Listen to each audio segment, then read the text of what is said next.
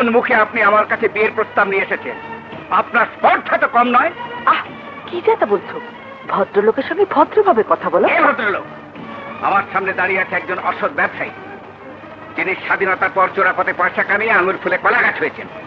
ওনার ধন আছে, মান নেই, অর্থবিত্ত আছে, শিক্ষা দীক্ষা নেই। আপনি ঠিকই বলেছেন, আপনার সামনে দাঁড়াবার মতো বিদ্যে, বুদ্ধি, মান, মর্যাদা কিছুই আমার নেই। তবু এসেছি শুধু মেয়ের মুখের দিকে তাকিয়ে। যে মেয়ে প্রেম করার জন্য অন্যের বাড়িতে এসে কাজের মেয়ের অভিনয় করে, সে মেয়েকে আর যাই হোক ছেলের বউ করা যায় না। আর আপনার মেয়ে জানার পর তো প্রশ্নই ওঠে না। অসৎ পথে টাকা উপার্জন করেছি এ কথা সত্যি, তাই আপনার কথায় একটুও কষ্ট পাইনি, বরং খুশি হয়েছি। আপনি কি বলছেন? হ্যাঁ, খুশি হয়েছি এই জন্যই যে 8-10 জন মানুষ যেমন বড়লোক দেখলেই হুমড়ি খেয়ে পড়ে, আপনি সে দলের নন।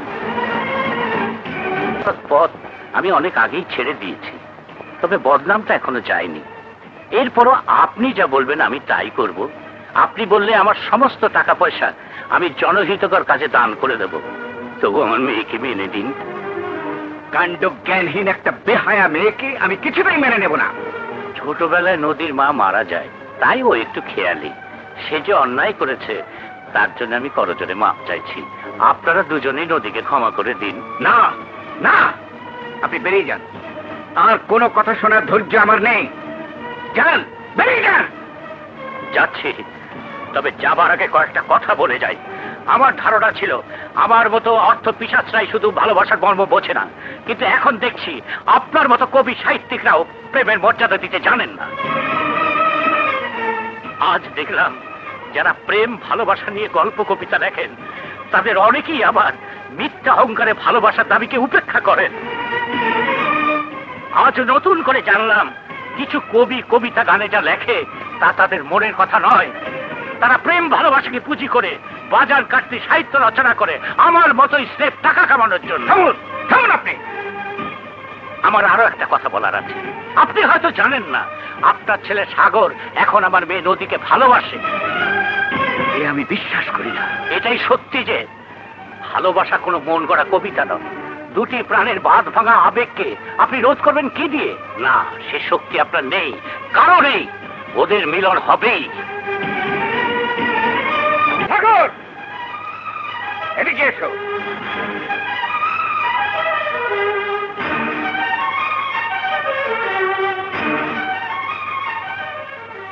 আমি জানতে চাই নদীর সাথে তোমার কি সম্পর্ক। ওই, আমার প্রশ্নের জবাব দাও। নদীকে আমি ভালোবাসি। তোমার এতটা অধঃপতন হয়েছে, তোমাকে নিয়ে আমার গর্বের সীমা ছিল না। ভেবেছিলাম তুমি আমার মুখ উজ্জ্বল করবে, আমার আদর্শে অনুপ্রাণিত হয়ে সমাজে মাথা উঁচু করে দাঁড়াবে, কিন্তু তুমি একই করলে, নিজেকে টাকার কাছে বিকিয়ে দিলে। টাকার কাছে আমি বিক্রি হইনি বাবা, শুধুমাত্র ভালোবাসার মূল্য দিয়েছি। ভুল বললে। রাতারাতি বড় লোক হবার নেশা তোমাকে পেয়ে বসেছে, আর তাই ওই মেয়ের খামখেয়ালির কাছে তুমি আত্মসমর্পণ করেছো। একে ভালোবাসা বলে না। অর্থবৃত্তের প্রতি লোভ আমার কোনোদিনই ছিল না, আজও নেই। নদীর ভালোবাসার প্রতিদানেই আমি তাকে ভালোবেসেছি। আর সেই ভালোবাসাকে তুমি যদি ভুল বুঝে স্বীকৃতি না দাও, তাহলে আমার করার কিছুই নেই। আর সাফাই গাইতে হবে না, আমার কাছে সবকিছু স্পষ্ট হয়ে গেছে। এই মালির নগদ দামে তোমাকে কিনে নিয়েছে, নইলে কোন সাহসে সে আমার কাছে বিয়ের প্রস্তাব নিয়ে আসে? নিশ্চয়ই এতে তোমার সম্মতি রয়েছে। তবে শুনে রাখো, যেখানে আমার মান সম্মানের প্রশ্ন জড়িত, সেখানে আমি কোনো আপোষ করব না। জানি তোমার মান সম্মান অনেক বড়, কিন্তু আমার ভালোবাসা ছোট নয়। মুখ সামলিয়ে কথা বলো সাগর, তুমি সীমা ছাড়িয়ে যাচ্ছ। আমি অন্যায় কিছু বলিনি, যা সত্যি তাই বলেছি। থাম সাগর, বাবার সাথে এভাবে কথা বলতে। কে বাবা? আমি কারো বাবা নই। ওগো, তুমি শান্ত হও, শান্ত হও। মমতা, এরকম ছেলে থাকার চাইতে না থাকাই ভালো। বাবা, এটাই যদি তোমার মনের কথা হয়, তাহলে তাহলে আমি বাড়ি ছেড়ে চলে যাচ্ছি, কারণ জীবনের প্রশ্নে আমিও কোনো আপোষ করব না। ওগো, সাগর চলে যাচ্ছে, ওকে ফেরাও। যেতে দাও। এমন কথা তুমি বলতে পারলে? সাগর চলে গেলে আমি কি নিয়ে থাকবো? আমি থাকতে পারলে তুমি পারবে না কেন? কারণ তুমি বাবা, আর আমি যে মা। আমি ওকে 10 মাস 10 দিন পেটে ধরেছি, কোলে পিঠে করে মানুষ করেছি। সাগর শুধু তোমার নয়, আমারও সন্তান। ওর অন্যায় আবদারকে মেনে নিলে সমাজে আমি মুখ দেখাবো কি করে? সমাজ আর সংসার এক নয়। সমাজে তোমার মর্যাদা ক্ষুণ্ণ হবে বলে তুমি সংসারে অশান্তি ডেকে আনতে পারো না। তাই বলে আমি ওর পাগলামিকে প্রশ্রয় দিতে পারি না। বাবা মায়ের কাছে সন্তানের দাবি অনেক। সে দাবিকে তুমি যদি পাগলামি মনে করো তাহলে তাহলে আমাকে বাড়ি ছেড়ে চলে যেতে হবে। কি বললে? আমাকে ছেড়ে তুমি চলে যেতে পারবে? কেন পারবো না? তুমি যদি নিজের ছেলেকে পর করে দিতে পারো তাহলে কেন আমি পারবো না তোমাকে ছেড়ে চলে যেতে? কি লাভ হবে সংসারে পড়ে থেকে? মমতা, একটু বোঝার চেষ্টা করো। না, আমি কিচ্ছু বুঝি না, বুঝতে চাইও না। আমি শুধু সাগরকে আমার বুকে ফিরে পেতে চাই। মমতা, একটু শান্ত হও, আমাকে একটু ভাবতে দাও। তোমার ভাবনা তুমি ভাবো, আগে বলো আমার কথা তুমি রাখবে কিনা? ঠিক আছে রাখবো। তোমার কাছে আমি হার মানলাম। এবার খুশি তো? হার যে তোমাকে মানতেই হবে। তুমি তো কবিতায় লিখেছো, প্রেম মানেই পাগলামি। ড্যাড, তুমি কাঁদছো? কি হয়েছে তোমার? মারে, আমি তো জীবনটা নষ্ট করে দিলাম। আচ্ছা কি হয়েছে তা বলবে তো? তোর বিয়ের প্রস্তাব দিয়ে আমি সাগরদের ওখানে গিয়েছিলাম। সাগরের বাবা আমাকে অপমান করে তাড়িয়ে দিয়েছেন। আমি কত ক্ষমা চাইলাম, অনুনয় বিনয় করলাম, কিন্তু তিনি আমার কোনো কথাই রাখলেন না।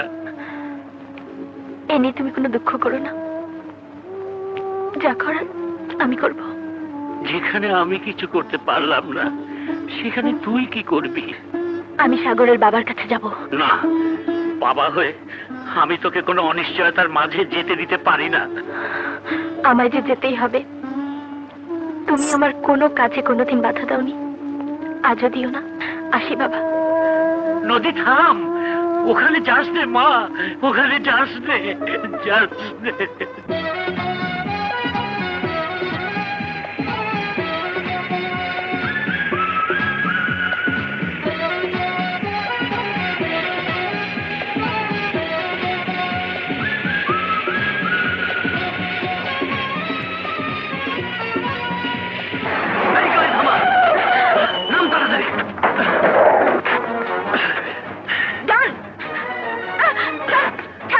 ছাড়ার জন্য তো তোমাকে ধরিনি।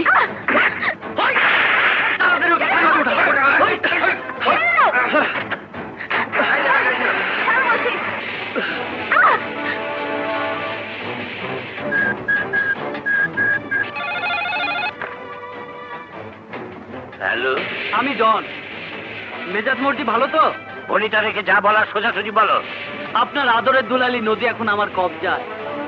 প্লিজ ওর সাথে একটু কথা বলুন। ড্যাড, ডন আমাকে ধরে নিয়ে যাচ্ছে। শুনলেন তো? ধর, নদীকে তুই ছেড়ে দে, বিনিময়ে যা চাস আমি তাই দেবো। তাহলে চলে আসুন মধুপুরের পোড়ো বাড়িতে। জায়গাটা ঠিক চিনেন তো?